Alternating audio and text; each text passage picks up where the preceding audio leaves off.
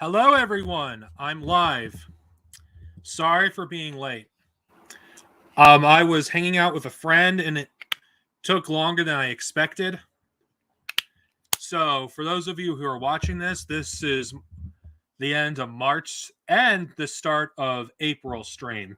Because for some people who watch this, it's already April, and for those of you who are watching it now, yeah, sorry for being so late. Because unlike these LARPing so-called leftists, I actually have actual friends outside the internet who I spend time with because I actually have friends that I actually hang out with. So yeah, I don't do everything just on the internet. Now, what am I going to talk about in this particular stream? I really don't know. I mean, it's probably a bit of everything.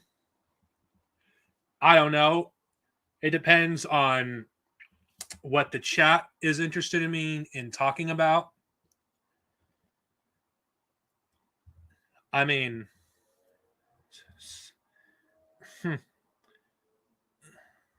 I did not know that, actually. I did not know that. I really didn't know. Sorry for that. And if you are in the stream, I'm sorry for changing the time. That's what happens when you hang out with friends. Anyway, so what am I going to start with? Since I don't have any notes for a stream like this, I'm probably just going to run my mouth until I could come up with something. But I guess I could give an update for the people that do care about my 2003 TMNT review, which I said I was going to do back in 2018. God, 4 years I said I was going to do that review, and I still haven't done it. The reason why it's taken me so long to get that review done, or at least get it started, is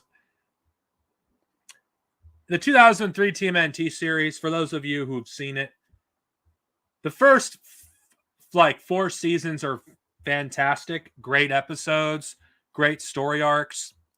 Then you get to season 5 where things start getting a little weird with Mystic Shredder.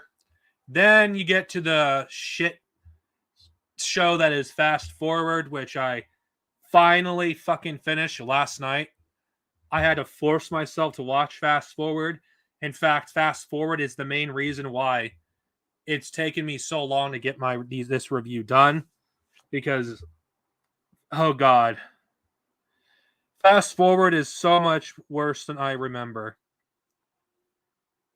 And so yeah, when I get that review done, I'm going to talk about why it took me so long in greater detail. Not going to spoil it here because I don't want to give less of a reason for people to watch my 2003 review. Though, if I do a review of the 2003 series, I'm going to do another review later down the line, which I'll get more in detail with the series, with season by season. But again, people have been asking about it for years, and I figure I should at least do something like deliver on what I said I was going to do, because I have a really bad habit of announcing that I'm going to do something and then I don't do it. I'm very bad at procrastinating. So when I do the review of the 2003 series, I'll do the review and then I'll do another one in the future.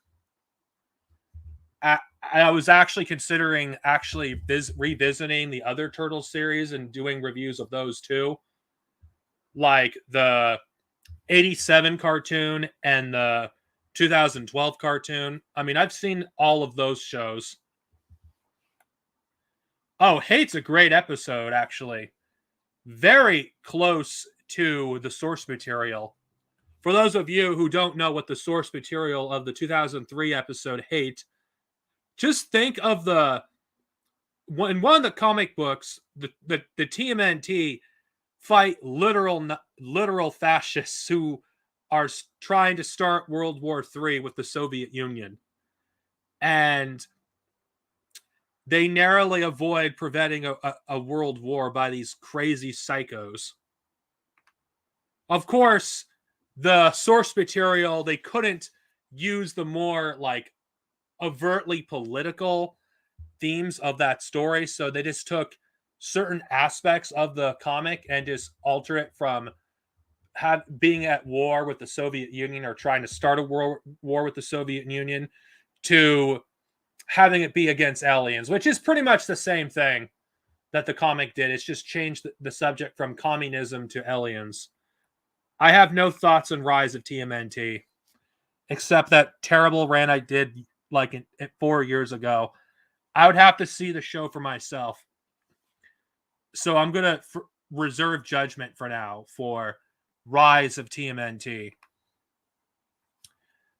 I would like to do more Teenage Ninja Turtles content. I mean, then again, doing the comics would be... I've done a few reviews, and I am not doing a redo of the first 2 issues again.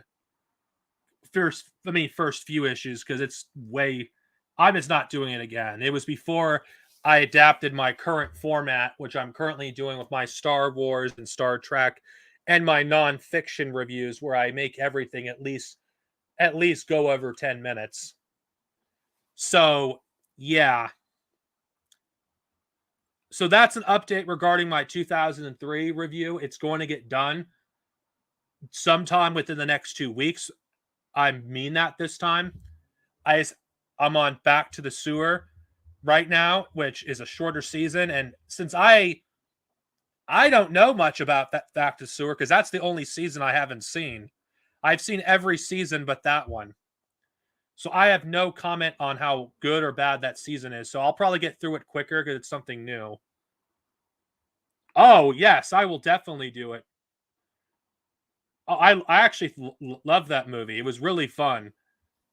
I enjoyed how it basically paid a homage to every Batman and TMNT comic and various media. Like, it had the style of Batman the Animated Series, and even the end credits was really cool because it has the Ninja Turtles and Batman and their respective styles regarding the most famous issues, which is really cool. I will say that much, though I'm going to have to see it again. There is like something though that I would like to talk about, though, for the TMNT. I mean, I've read like many of the issues of the IDW comics. I've read most of them, and since I've read pretty much the material, where I don't understand why everyone was making such a big fucking deal of Jennika becoming a mutated turtle.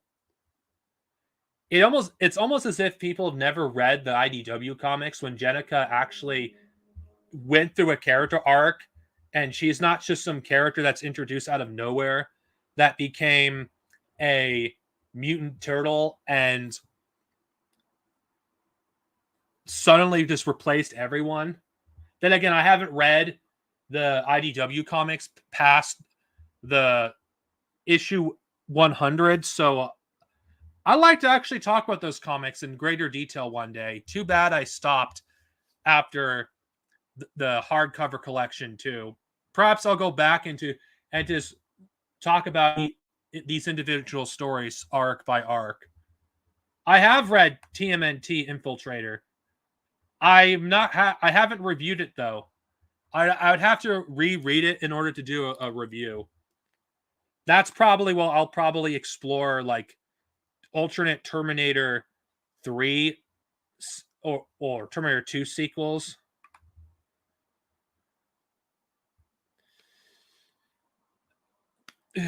I really don't care about Fantastic Beast. In fact, I don't care about Harry Potter. And I know I make it no secret on this channel, I fucking hate J.K. Rowling. I mean, it's not news that I hate J.K. Rowling. I mean, I don't think advocating a boycott her movies is going to do any good because a lot of sheep will see the movies anyway. I actually think the world would be better off if Harry Potter was never published. I think J.K. Rowling has done a lot of damage by introducing such awful fucking literature. No child should ever pick up and read Harry Potter. And that's nothing new to say. I'm not going to support it. Fuck J.K. Rowling. I'm really not going to support her. And I know people are going to ask me about the Batman movie. I don't care. I haven't seen it. I actually am not interested in seeing another Batman movie. Because how many fucking times can we just reimagine the same fucking character? I'm not interested.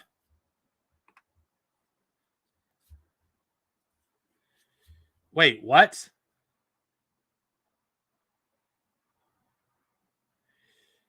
Casey was changed to being female.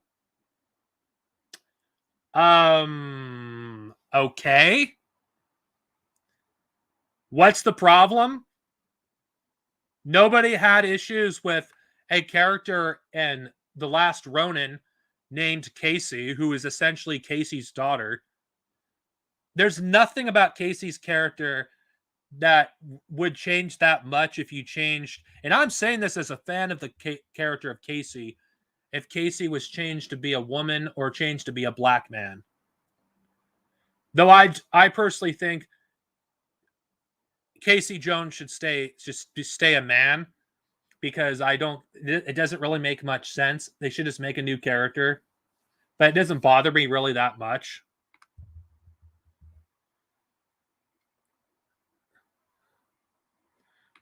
Honestly, when it comes to TMNT, I'm biased towards the 2003 series, because back in 2003, I did not expect TMNT to ever come back until the 2003 series came back. And at first, I didn't think it was actually as good as the original cartoon. But that's the thing that's really interesting about the 2003 series. What made me actually be a bigger fan of that series than the 87 series was back in 2004, 2005, 2006, and 2007, when Lionsgate released the series on DVD. Because I managed to see so many of the episodes of the show, my nostalgia towards the 87 series was pretty much in rose-tinted glasses.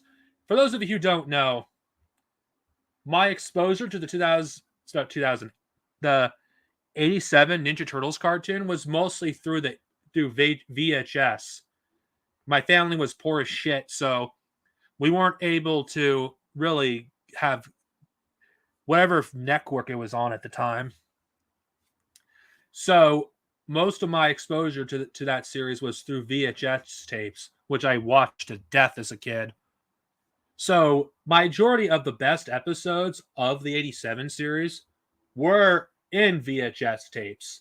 So when I had a chance to see majority of the episodes that I have fondness for, plus the ones I've never seen, I realized that there's a lot of crap in the 87 series, and the 2003 series is mostly good, with banger after banger of episodes.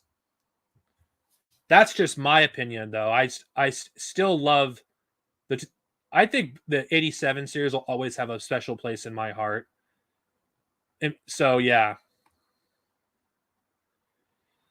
I don't have a most anticipated movie of 2022. I'll talk about Will Smith and Chris Rock in a bit. I don't know. I personally would rather them create new characters than gender bend April or Casey. I mean, for Casey and April, I don't care if they swap their ethnicity, like make Casey Jones black, because to be honest, I can imagine a black man being Casey Jones and a black woman being April. I mean, if you look at April in a lot of the original comics, she doesn't look white in a lot of the original comics. Some issues she looks Asian. In other issues, she looks black. So, in my opinion, I think April, it doesn't really matter for April or Casey because whether they're white or not is not a big part of their character or their origin. Oh fuck it. Yeah, fuck. No one's gonna make me not fucking hate Michael Bay's movies. What they did to my boy Casey Jones. I mean, Casey Jones is the fucking part of the lumpen proletariat. Why the fuck would he be a cop? So yeah, fuck what they did to Casey. He would never be a cop. Yeah, that was my first TMNT experience as well. Now, for speaking of, since we're on the topic of Ninja Turtles, I'm actually really excited for the Cowabunga collection and Shredder's Revenge and The Last Ronin issue 5, which is finally coming out. It's like fucking shit. It's been forever since issue 4 came out. Now, don't worry, this isn't going to be solely a TMNT stream. It's just considering that I want to save like the more interesting topics for later in the stream because the Chris Rock and Will Smith is definitely something that might take up a lot of time. So I want to save that for the later portion. It's been so long since I've seen Todd McFarlane's Spawn, but it's an example of a great cartoon. The thing about the 2003 series, though, and I've been saying it a lot about it. The 2003 TMNT series, in my opinion, is the pinnacle when it comes to comic book adaptations. Because I can't name that many cartoons that are based off a comic book that have recreated comic book storylines as faithful as the 2003 series.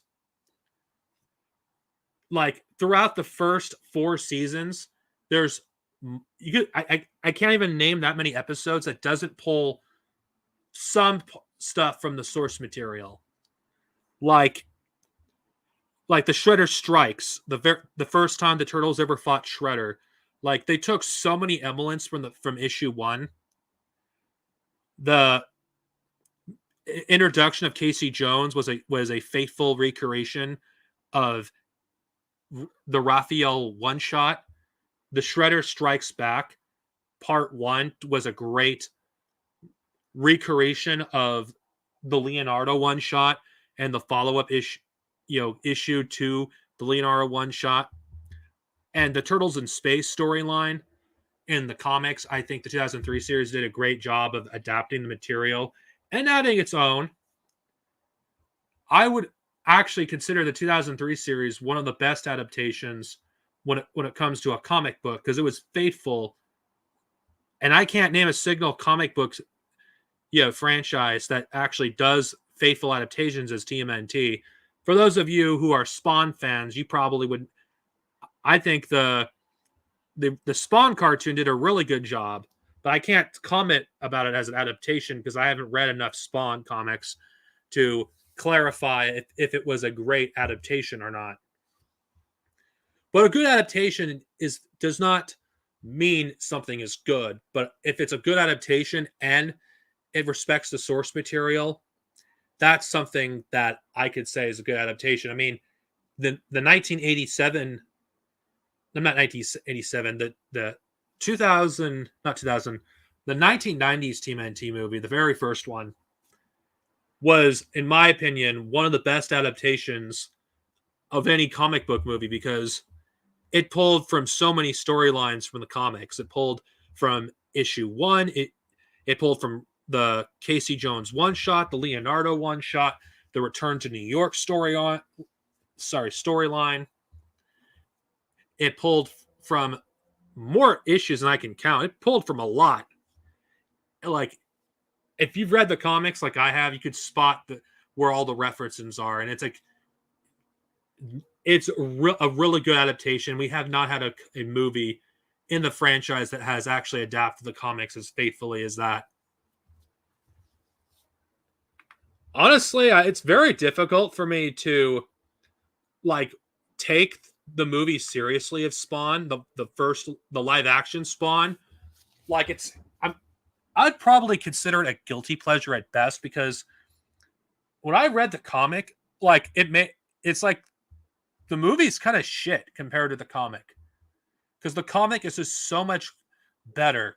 And Spawn, I think, is one of the coolest superheroes in comics. I won't even call him a superhero. I mean, because think about it. Spawn, he doesn't hang out with a bunch of rich people. He isn't rich. He hangs out with the homeless. And I think that's what I like about Spawn, because how many superheroes do you think of that actually is like a hero of the lumpen or is part of the lumpen? I mean, the TMNT, like, I think the only instance I could see the TMNT actually helping homeless people was the 2003 series, and in the episode with the garbage man, like the turtles were the only ones that actually were concerned with what was happening with the homeless. So I would consider the turtles a champion of the lumpen proletariat and many incarnations of the turtles. Now, regarding the TMNT video games, it's a cliche choice, but the Super SNES version of Turtles in Time. I like the arcade version too, but it's just nothing beats the Super SNES version. It's biased because it's one of my first games I've ever played and one of the first games I've ever beaten. I mean, when I was a kid, it was fucking really hard. It took me a really long time to beat it, and it took me even longer to get to Shredder. So that game was really difficult as a kid, and it makes me really happy that the Cowabunga collection, like so many of these games, I never thought would ever see an official release. Then again, I've played majority of these games on emulators for decades now, so I'm not too concerned with losing them. But considering the fact that I could actually play these games on a Switch on the go and without fucking hacking my Switch is great. So yeah, I think Konami did a great job by essentially giving us the collection. I don't know when it's coming out, but it's going to come out sometime in the summer. I can tell you that much. Oh yeah, yeah. Fuck yeah. Spawn is base for killing pedophiles. Oh god, the best person to describe the original NES game is AVGN. Who knows? Maybe I'll do a Let's Play. You can't get it yet. The Cowabunga collection is a collection of TMNT games. It's coming out this year. I don't know when it's coming out, but it's coming out for PS4, Switch, Xbox One, and Steam. So you cannot play them yet. It has 13 games on it. It has pretty much every game you can think of that came of the original cartoon. It has every version. Like for Turtles in Time, it has both the arcade and Super Nintendo version. Hyperstone Heist is included, all the NES games, all the Game Boy games, every version of Terminate Fighter. But then again, it's going to be a while because they're not out yet. This is probably one of the few occasions I would double dip, get it for Switch and PS4 because, hey, I'm a fucking TMNT fanboy. I mean, I'm a simp for the Ninja Turtles. I mean, the TMNT were my original fucking love, for crying out loud, before Star Wars came into my life. Star Wars basically became my obsession as a kid after The Next Mutations was canceled, which I'm ashamed to say this as a kid. I loved that show, considering I loved everything TMNT. Then again, I was a stupid kid that was obsessed with the Ninja Turtles.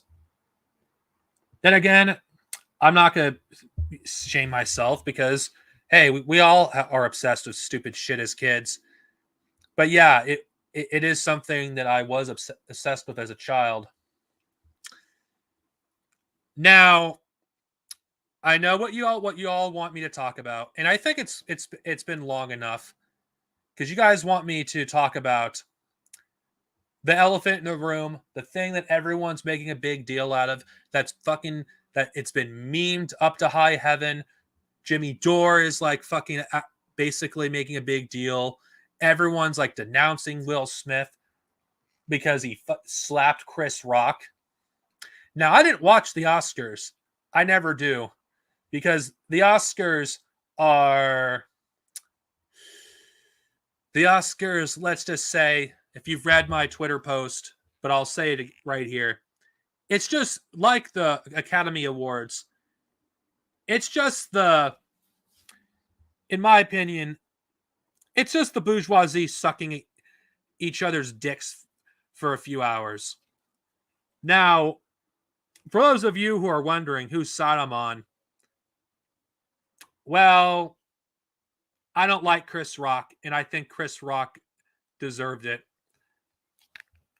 You don't diss someone's wife or on live television, and you don't, especially when it's a sensitive subject in the first place, and not expect consequences. And you know what? I don't have fucking sympathy. Fuck Chris Rock. Fuck Chris Rock. I mean, seriously. More people are more concerned about Will Smith hitting Chris Rock than they are what the fuck else is going on. It's nothing more than a distraction. It's like, who fucking cares, okay? Chris Rock has always been a fucking shithead. And Will Smith he's a celebrity too. Was it unprofessional for him to hit him? Yes. Do I give a shit? No. As at the end of the day, all these people are aristocrats. It's like nobody fucking gives a shit. Should be giving a shit about two millionaires fucking having a fucking spat with each other. It's like, who fucking gives a shit? The only reason people care is because it's all about clout. Jimmy Dore, with his clout, is just using this fucking shit with Chris Rock as an excuse to fucking do more clout for his fucking reactionary fucking fans because, oh my God, I'm not safe to make jokes now. It's like, I'm sorry, but if you make a joke about someone's wife, you should fucking be prepared to fucking suffer consequences. I mean, fucking seriously. It's like, you don't fucking do that. It's like, it's like these people, these fucking millionaires, all these people that are on fucking Chris Rock's side, people who side with him. It's like, you guys had it easy all your fucking lives, making jokes at everyone else's expense. And when you do it to somebody else who has the actual power to fucking hit you, you fucking cry like a little fucking bitch. Who gives a shit? Who really gives a shit? I don't know. Probably. I don't know. Who cares? Whatever consequences there are for Will Smith is fucking, it's not my problem. I don't care one way or the other what happens.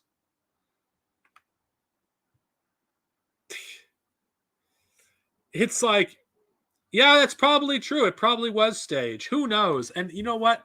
Who cares? It's like, this entire thing in the first place is too convenient.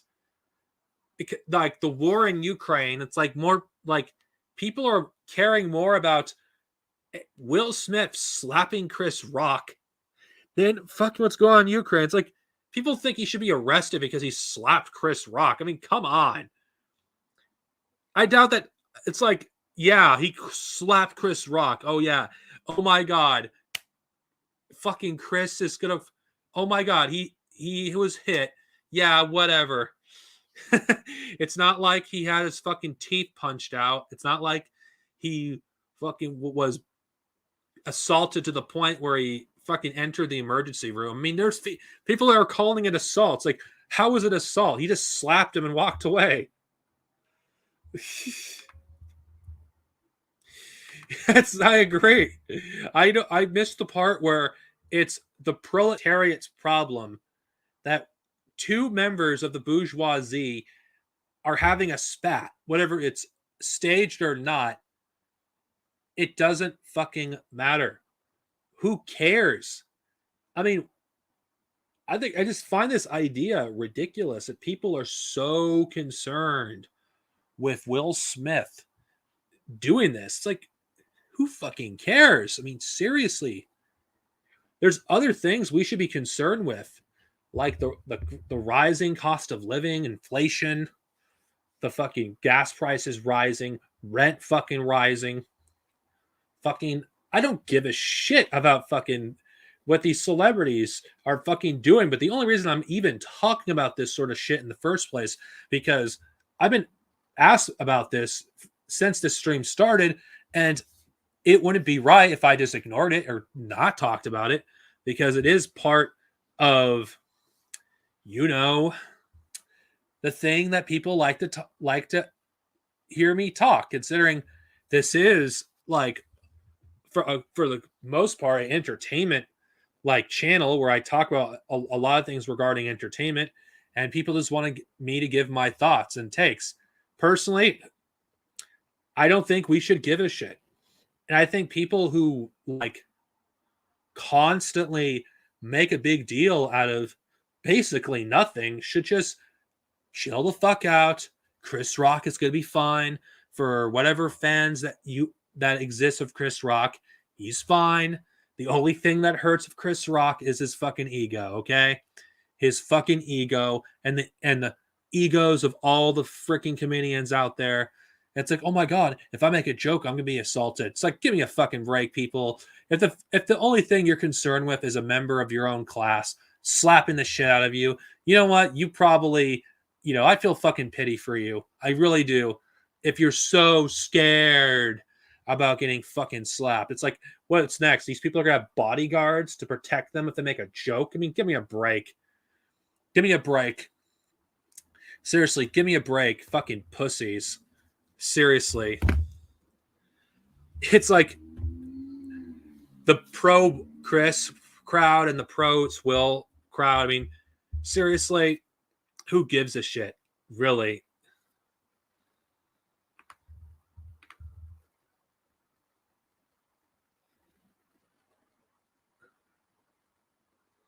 Yeah.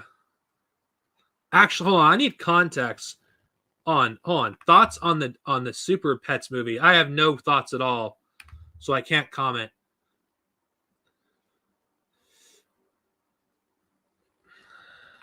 Unfortunately, a lot of the things that we enjoy are made by awful people.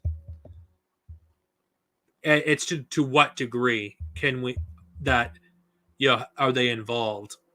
Because I do think in some cases there is some leeway you can make regarding some people who makes things that are awful, that are bad. I mean,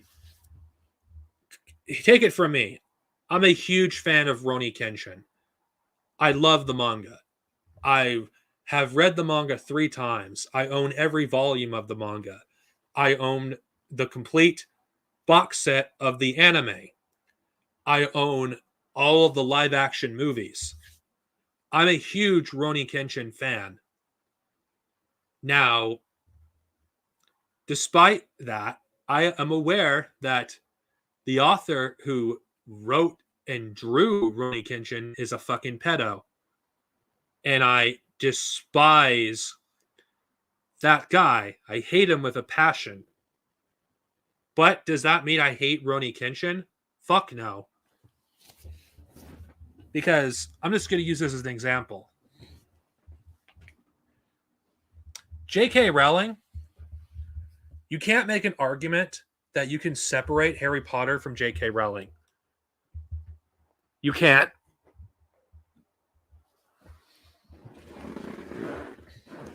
Because if you try, you'll have to ignore every other thing that's problematic about the Harry Potter series, such as the stances against slavery, the racist names of various characters from other cultures, the fucking shit on Pottermore of the names of other wizarding schools, that are stereotypical.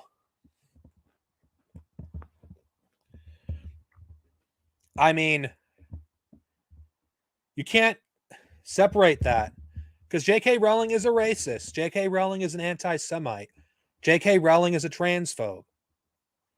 You can't separate these things from the source material because it's in there.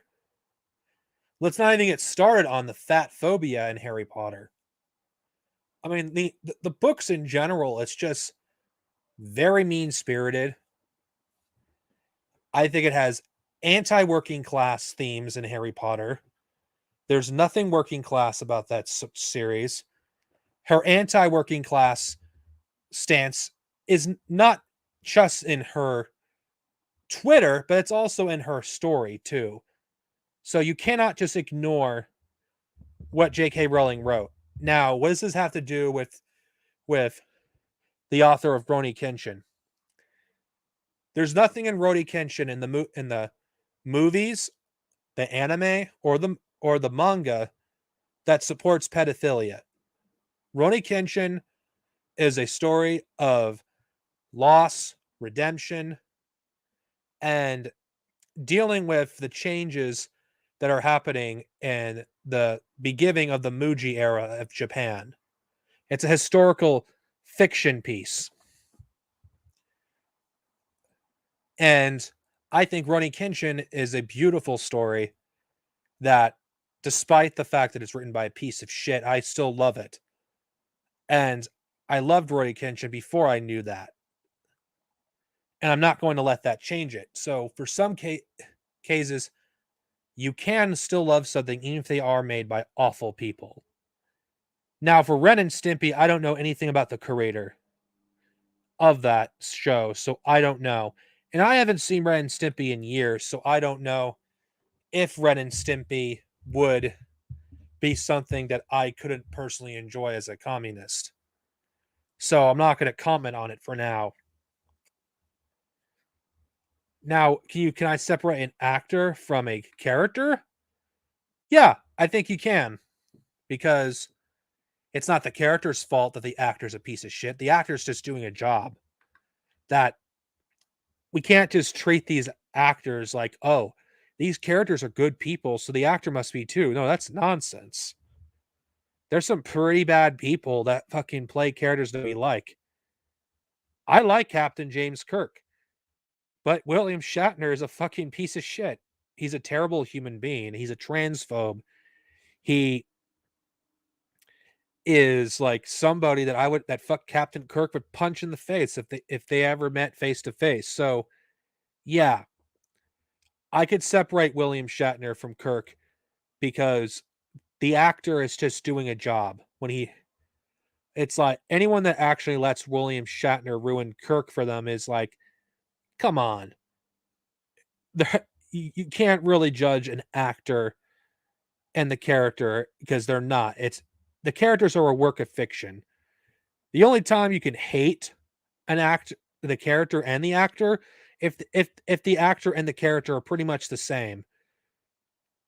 Gina Carano, I just can't separate her from Cara Dune. I just find her character to be flat, just like Cara Dune's like fucking character. Nothing of value was lost.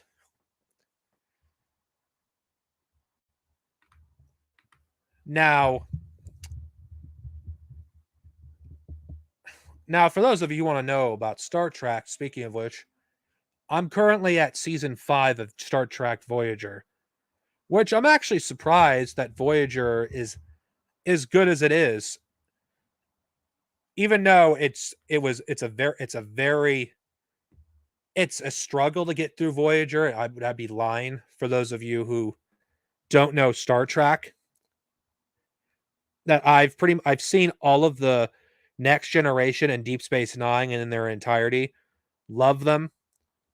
Voyager was a struggle to get through because it felt like the show had something really good going for it, but they basically ignored the premise of the first episode. Oh, Deep Space Nine is great. Deep Space Nine is the absolute pinnacle of what Star Trek is, in my opinion. I don't think Star Trek gets better than Deep Space Nine, in my opinion. Great stories, great acting, and one of my favorite quotes in Star Trek history is where Rom literally quotes the Communist Manifesto in a Star Trek episode. It's like Rom it is the most communist we've seen a character in Star Trek being openly. Like, you literally have an episode where you have a labor strike happening in Star Trek.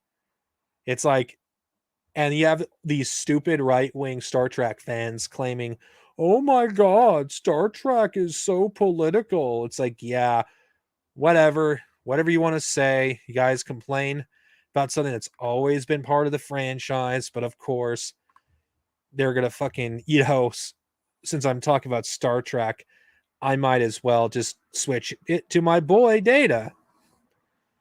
Because, Data is my favorite Star Trek character. I make that no secret. I love Data. Even though Data is my favorite character, Deep Space Nine is still my favorite show because it had such great characters. There's like so many good episodes in Deep Space Nine, and that has the best villain too. I can't say anything about the shows, like the new shows, like after Enterprise, because for me, I don't intend to watch Star Trek shows after Voyager until I finished the original series and basically every pre-Kirkman Star Trek in its entirety, because I want to have all the original shows under my belt. Wasn't it Rom that quoted? Actually, it was Rom that quoted Karl Marx. Whatever. It still doesn't change the fact that Star Trek promoted socialistic ideas. It's like even one of the Star Trek novels, I think the 34th rule of acquisition, or the 34th rule, I think that's what it's called. Literally, in one of the passages, basically says that capitalism almost destroyed the world. Which is like, wow. So we have a Star Trek novel that literally supports that Star Trek no longer lives in a capitalist society. Yet we still want people to claim that, oh, Star Trek is not socialist. It's like, what do you call a post-scarcity future? It's like, you think fucking Starfleet would fucking exist under capitalism? No. A Starfleet that's capitalist would be the Terran Empire. Star Trek would be fucking literally the mirror universe if Star Trek was capitalist. Because that's what fucking fascism would be in space. If capitalism still existed when you're in space, you literally are the Cardassians. You're literally the Klingons. You're literally the Romulans. You're not fucking Starfleet. You're not the fucking Vulcans. You're not the Bajorans. You're fucking the Romulans. You're the Cardassians, and you're the Klingons. There's no fucking capitalism in space, because when you fucking capitalism always leads to fascism, colonialism, and imperialism. What? Even though we haven't seen that the Romulans as much and the Klingons do as much imperialism and fascism like the Dominion and the Cardassians, doesn't change the fact that you can't have capitalism in space without it becoming fascism, because that's essentially what it would be. Because imperialism is the highest stage of capitalism. You can't have capitalism in space without it devolving into fascism, because capitalism constantly needs to expand in order to keep itself afloat. Otherwise, it'll just destroy itself with its intercontradictions. Yeah. Yeah, it's like Star Trek fans are really cool. Like, I could literally like okay, I'm saying this is based on my experiences. Star Trek fans, it's actually safer in left spaces in Star Trek to be gay, to be trans, to be a woman than it is in the Star Wars fandom. if you're a trans Star Wars fan or or gay or lesbian or a person of color or a woman, you're gonna be treated with fucking just nothing but disdain, because the Star Wars fandom just doesn't accept these people. And no, don't fucking like say, oh, the Star Wars fandom is completely tolerant. If that's the case, why is there so little LGBTQ voices in the Star Wars fandom that are prominent? Where's all the women in the Star Wars fandom that are prominent? Why is it mainly white reactionaries? And why is it that most of these fucking people, why is it that they never actually talk about Star Wars? That most of these so-called anti-SJW Star Wars channels, why is it that the leftist Star Wars channel, me, why am I the one that actually continues to do Star Wars content even after I basically become an exile? Here, you want to know something? Here's a secret. Here's my secret. The secret to my formula. Reactionary Star Wars fans, you want to know what it is? It's because I actually know Star Wars. It's because I actually know Star Wars. I actually engage with this material, you know, the very thing. Yeah, you guys will simp hard for the expanded universe, yet I never see once any of these so-called Star Wars fans pick up a book, read it, do an in-depth review, and actually be better than the people they claim to hate. All these fucking fans, so-called fans of Star Wars, are more interested in building a hate cult around like the High Republic. It's like, yeah, congratulations. Congratulations. You hate something that majority of the Star Wars fandom doesn't give a fuck about. Even the people who follow canon don't really care about the High Republic. It's like, yeah, good job. Good job. Good job. Good job. I mean, seriously, you talk about something you haven't even picked up the material and read. It's like, it's like, I actually know the material better than you, regardless if it's canon or legends, because I actually pick up the book and actually read the fucking thing. It's like, Jesus. It's like, if I could do fucking communist literature and Star Wars and Star Trek literary verse books, I could actually do all of this plus history. If I could like shift around between all these subjects, it's like, who the fuck are you to fucking like criticize me when I actually probably have read more and 6 years. What? No, it's not even gonna do 6 years. It's like fucking 7 years, and you guys having your entire fucking pathetic existence. It's like I've at least expanded my mind. This is how pathetic your average Star Wars fan is. It's like none of these fucking people have actually picked up a book and read it. And most of them haven't. If they have, they completely missed the point of the books that they fucking read. Yeah, fucking yeah, exactly. Exactly. Then you have fucking Star Wars fans like fucking, fucking sipping fucking hard for the Empire. Yeah, Marvel and DC is fucking insanely reactionary.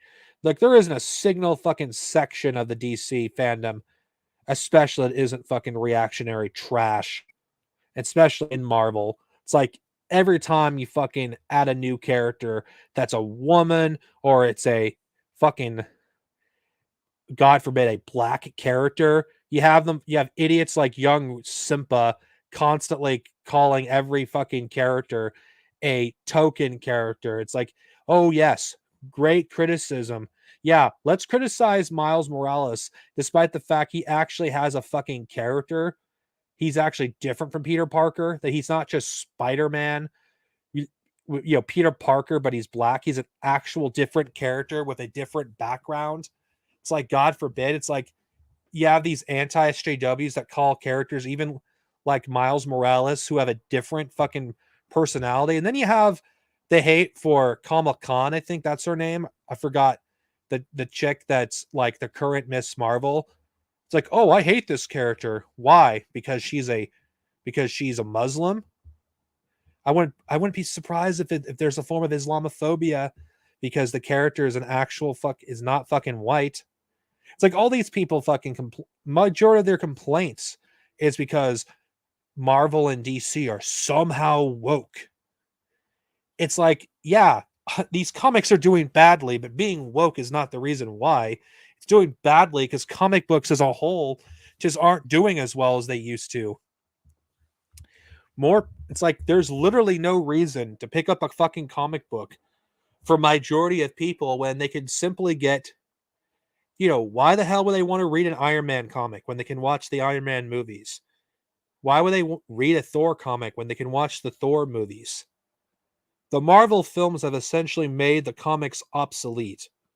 I'm not saying that because I hate the comics. I'm just saying what the reality of it is. It's just there's little reason to read a comic book of these characters these days. Little reason. It has nothing to do with it being woke. It has everything to do with people just don't read as many comic books as they used to. And not to mention comic books getting increasingly fucking expensive, and the fucking issues are fucking like insane. It's like, let's just be real. They use the word woke because they don't have a good argument against why something is bad. Oh, it's woke. Okay. What other criticism do you have? Is it bad because I don't know, because the stories are bad, because the characters are bad, or is it bad because, oh, this character is not a white guy? It's like that's all this is. It's just this racist, misogynistic bullshit. That's all this anti SJW, Marvel, and DC shit is. I mean, the fans are literal fucking cancer. The reason it's like I don't really see a difference between the Marvel and DC fans because they're both the fucking same. They're the same side of the same coin. Both fucking fans are a bunch of right wing reactionaries that do nothing but complain about every little goddamn thing. None of their criticism are actually about comics.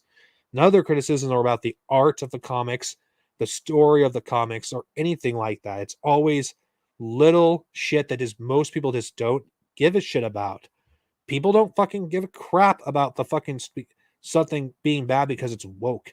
It's bad because it's fucking bad. Terrible fucking stories, terrible fucking like artwork. It's like the artwork is rarely brought up of it being bad. They don't even bring that to attention. It's always because this character is woke. It's never because they did a bad portrayal of the character. It's never, oh, the art is awful. Like, what the hell kind of shit is this? It's not the fact that, can we actually like have original characters again? Can we stop having fucking stories where there is like literally no consequences?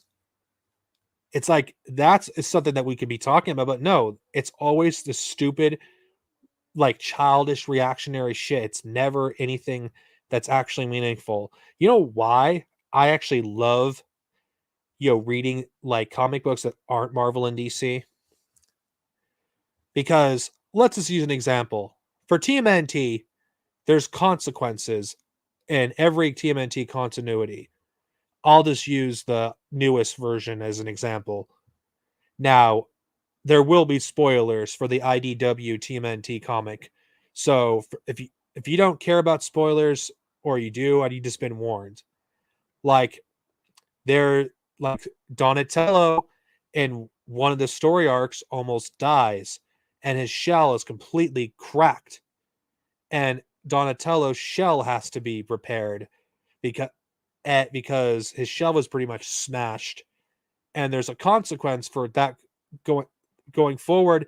That shell has been completely replaced. There's another consequence too, like a character called Darius Dawn, who's based on the character from the 2003 cartoon.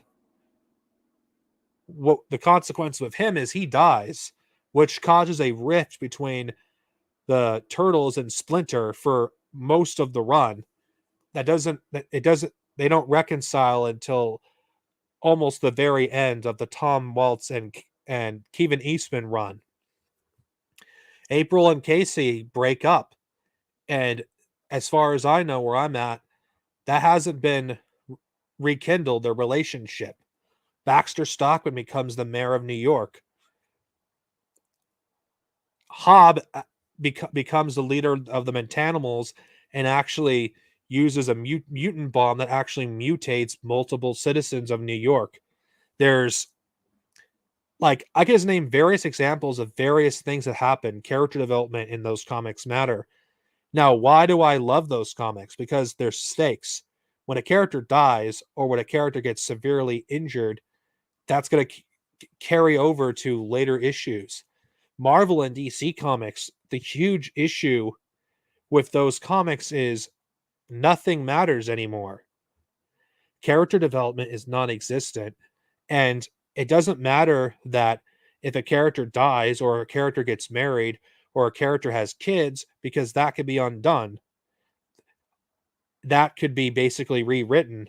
Like, there's literally no consequences.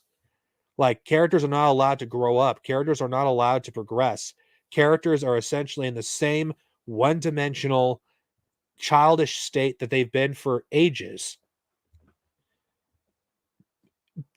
A long time ago, before the Civil War arc in Marvel and the final crisis in DC Comics, there was actual consequences when things happened. Yeah, there was for DC there was like an occasional reboot or an occasional retcon or whatever, but things stayed consistent. Wally West stayed the Flash. Wally West got married, had kids, and that stayed until the New 52, where now nothing fucking matters. Barry Allen was resurrected towards the end of the pre-New 52 era of DC, and ever since then, nothing has actually changed for a lot of these characters. Now, I'm just listing for DC. For Marvel, you had Peter Parker get married with Mary Jane, and they were married for almost 20 years until One More Day essentially undid all that, and essentially Peter Parker became a shallow of his former self, and the character has not really been the same. There's like literally no consequences in modern comics, because every time a character dies or a character like goes through a major shift in their character, it gets reversed within a few years. There's like no permanent change to characters. That is the problem with modern Marvel and DC comics. When a character dies, it doesn't actually stick. Now, if they're going to bring back a character, they shouldn't be doing it for a way, way, way into the future. But that's the problem. They're not willing to take risk. Marvel and DC are corporate comics at the end of the day. They're safe. They're not willing to kill off characters and keep them dead. It's like Joker is too popular. They're not going to kill Joker and keep him dead for a long time, because the Joker is never going to fucking die. Like, none of these fucking stories matter. That's the problem. That's the reason why you constantly have reboots and remakes of various other stories, because they can't afford to fucking continue on without these fucking characters. And another reason I just think people are just not buying comics anymore, because they're tired of the fucking gimmicks. It's like everyone and their mom knows when a character dies in a comic book, they're going to come back and their death is going to be retconned that, oh, they actually didn't die. They actually were in a coma. Or they didn't die. That was an actual clone. It's like, I don't fucking care about any of this. Because every time these fucking things happen, it's just going to be undone. Or it's going to be, or another run's going to ignore what that run established.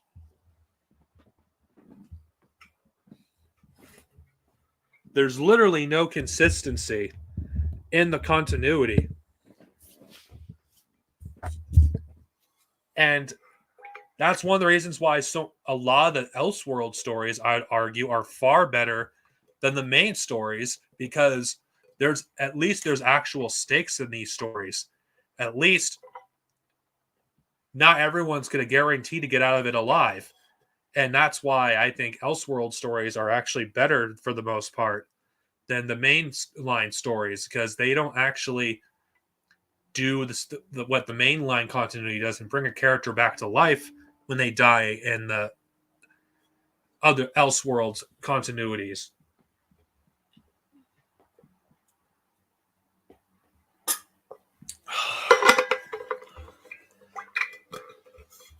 The best stories are also Elseworld stories.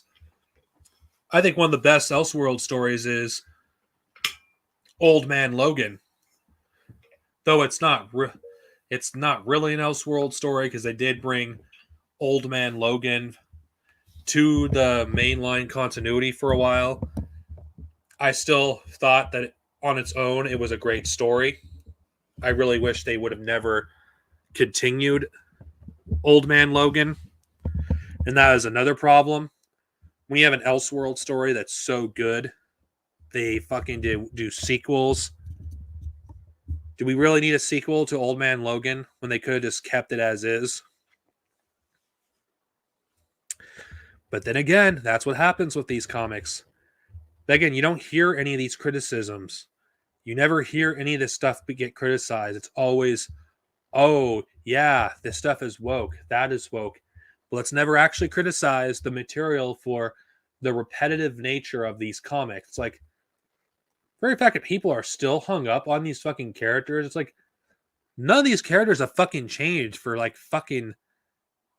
fucking decades, and you fucking people are fucking fighting to keep them exactly as they are. You're the fucking reason why fucking these companies will never fucking do anything new with these characters, or actually kill them off, or fucking introduce an entire generation of new characters, because you constantly have to keep these fucking people around. And you know what? I'll go out on a limb here and say, I actually think Spawn is a better comic than Marvel and DC. TMNT is a better comic than Marvel and DC. Because you know why? Of course, there's other comics too. They don't have to fucking resort to Elseworld stories in order to actually have stakes in their stories. They don't have to do Elseworld stories to actually do something new with their fucking series. Because unlike those comics, there's actual fucking stakes and there's actual consequences. When a character dies in a comic that isn't a Marvel or DC property, the character, usually with some rare exceptions, stays dead. And that's what I love. Like, I love Splinter in TMNT, but I respect the fact that the comics didn't go back on Splinter's death, and I hope they don't in the IDW. I really do hope they don't go back on it, because I actually think Splinter's death was a great moment in that comic. It's one of the most emotional moments of that run. And another thing I really like about these comics, it explores sides of characters they would never have explored in other incarnations. But that'll be me talking about how much I love the IDW TMNT run. Manga, I've said this before. A lot of anti-SJWs want to gloat and harp on, oh, manga is outselling comics because blah blah blah blah blah. It's like, no, manga is outselling comics for multiple reasons. One, it's actually easier to actually get into a manga series than it is Marvel and DC. Because let's be honest here, if someone's looking to get into X-Men, there's a stack of X-Men comics that's larger than my ceiling, which that's not even an exaggeration, and that's overwhelming. You don't know where to begin with the X-Men. Not to mention, a lot of the X-Men stories in general don't fucking you don't know where to begin because there's so many of them. So I'll use that's just X-Men as an example. Spider-Man has a lot of stories. Manga, you want to know why they're more popular? Why it's outselling DC Comics? It has nothing to do with wokeness. It's accessibility. Plain and simple. I know anti-SJWs hate, they hate the word accessibility, but that's essentially what it is. Think about it. It's much easier to get into a manga because all you have to do is find like volume 1 and start from there. And if you like volume 1, you'll read the volumes that come after it. Simple. You don't have to like look on a mountain for like a story that people are recommending to you, because people are going to tell you to read, for the most part, a manga to start with the first volume, because the first volume is basically the beginning of a manga. There's some exceptions. You don't have to start from volume 1, like Dragon Ball. You could start from volume 17 onwards if you want to, because Dragon Ball Z and Dragon Ball stand completely on their own, that you don't need to read the whole series in order to actually, get into it. I mean, Dragon Ball has basically 2 good starting points.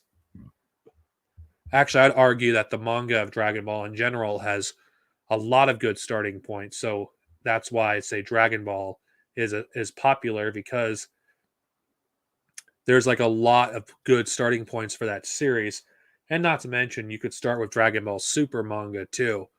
So a lot of these mangas, you don't have to read it, like all of them, but in order to actually find out, I'll get into it, you just start from the first volume. That's it.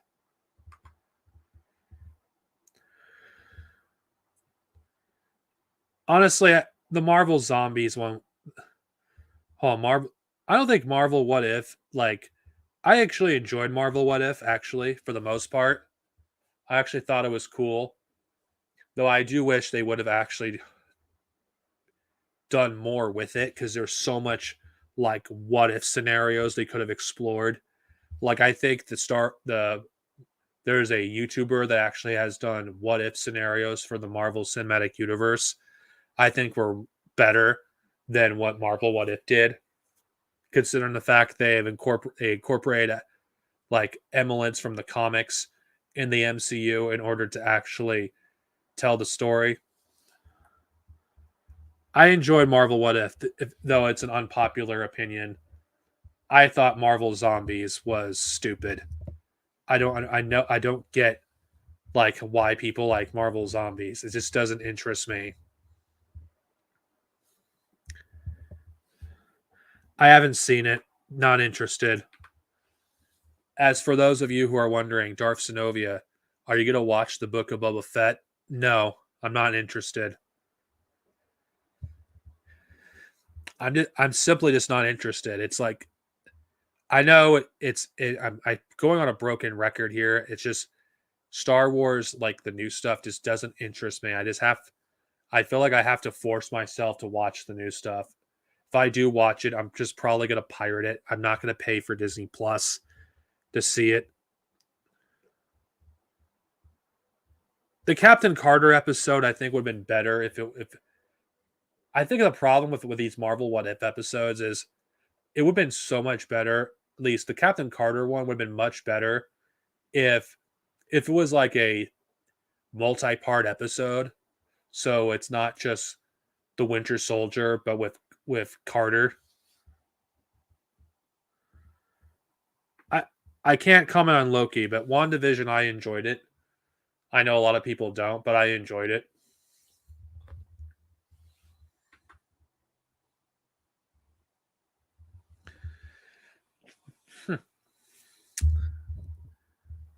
I mean, I just think the problem, I have with the modern Star Wars material is just Book of Boba Fett feels like it just exists to be supplemental material to Mandalorian, rather than being its own show that stands on its own. It's like it should be a show that stands on its own and not be something that's like, yeah, you have to watch Mandalore. You have to watch this in order to watch Mandalorian season 3. And in my opinion, I think that's ridiculous. Because if people only care about Mandalorian, they shouldn't have to watch a completely different show that they don't give a shit about. And that's the problem with the Book of Boba Fett. Like, it completely kills, like, for those of you who actually care about Grogu, I don't. But it actually kills, like, the tension between, like, and the goodbye between Mando and Grogu. Like, there's, like, literally no payoff because they're separated for such a little amount of time. There's, like, literally no reason to actually care now that about the season 2 finale.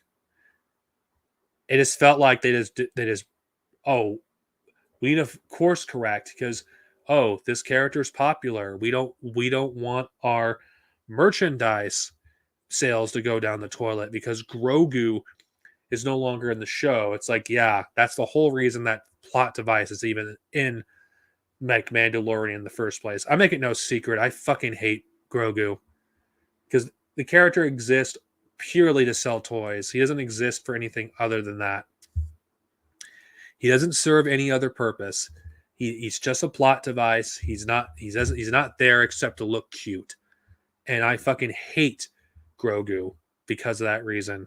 It's like we simply can't just have a show where we just do something like the end of the second season set up a interesting storyline with the dark saber, and it just felt like no, we can't actually focus on him being the new Mandalore potentially.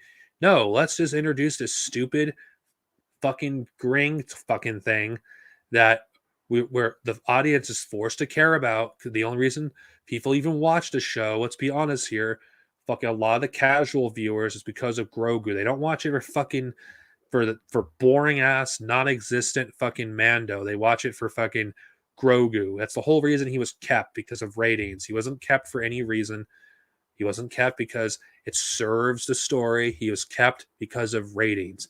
And I know this is a rant about fucking Mandalorian here, but I can't help it but see, like, it was completely unnecessary to basically write this character out of the show just to bring him back, like, not too long afterwards. It was a cheap emotional goodbye that has no fucking payoff because the character isn't going to be permanently gone for the show. He's going to be back in the first episode of the third season. But for those who didn't watch the Book of Boba Fett because they didn't give a fuck about the character, now are going to be all confused. Like, wait, what? Wait, I thought they were separated at the end of the last episode of the season. It's like it just feels like that they just. It feels like the Book of Boba Fett exists specifically just to fucking force people to watch it. It's supplemental material. It's not its own show. It should be its own show. And people who don't care about Mando, now have to watch Mandalorian because of reasons. Now, I know I've been ranting on about the Book of Boba Fett, but that's the reason I won't see it, because I'm just not interested. Boba Fett, I never found him to be an interesting character, and I think forcing me to watch a show about a character I don't care about just so I could, like, actually not be lost in Mandalorian.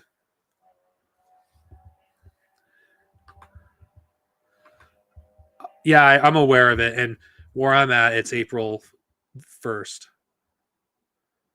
I don't know. It's tempting to do an April Fool's joke, but people on this stream are not going to,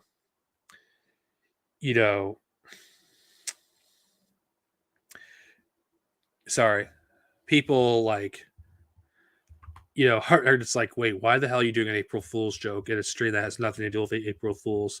So I'm not going to make a comment. Be honest with you, I have no comments on any of this stuff that you're asking. I know, like, I should have knowledge on this stuff, but it's just, if I have to be real, my main form of entertainment comes from books. It doesn't come from TV. It comes mostly from books because I mostly read. That's where I get most of my entertainment. Like, majority of the stuff that I get entertained by is mostly through books, comics, and that's pretty much it. I don't really watch that much, like, TV and whatever I have on my DVD and Blu-ray players. So I'm sorry if I'm disappointing you guys, but that's pretty much where I stand on there. Let's see. Yeah, so sorry if I'm disappointing you guys because, that's not something interesting, but whatever. I'm about to lose my voice, so does anybody else have any questions before I end the stream? Because, it's getting late where I'm at, and the whole reason I did this stream as late as it is because simply I forgot that it was the end of April. March, when I did, tonight's stream, and I didn't want to miss out on this particular day. So I scheduled it later than I normally would. And as a result, this is the first stream of April and the last stream of March, depending on what time you guys watched it from wherever you live at.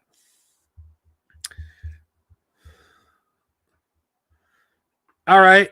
I guess this. So I know this stream wasn't a long one like I normally is. Well, an hour is pretty long, depending on how you look at it. Anyway, people, I'm sorry for ending this stream when I did, but I feel like I've said everything I need to say. I basically am losing my voice. After all, I did have a long conversation with a friend of mine, and as a result, I'm unable to do a stream as long as I normally would. Anyway, may the force be with you, and as always, stay safe. May we live long and prosper. Fuck fascism. Death to the idea of patriotic socialism. It's nothing more than reactionary pet sock bullshit. Fuck fuck the pet socks. CPI can go to hell, whatever you want to say, and fuck anyone that thinks that the lumpen proletariat would fucking sell out to fucking fascists like America. Anyway, later.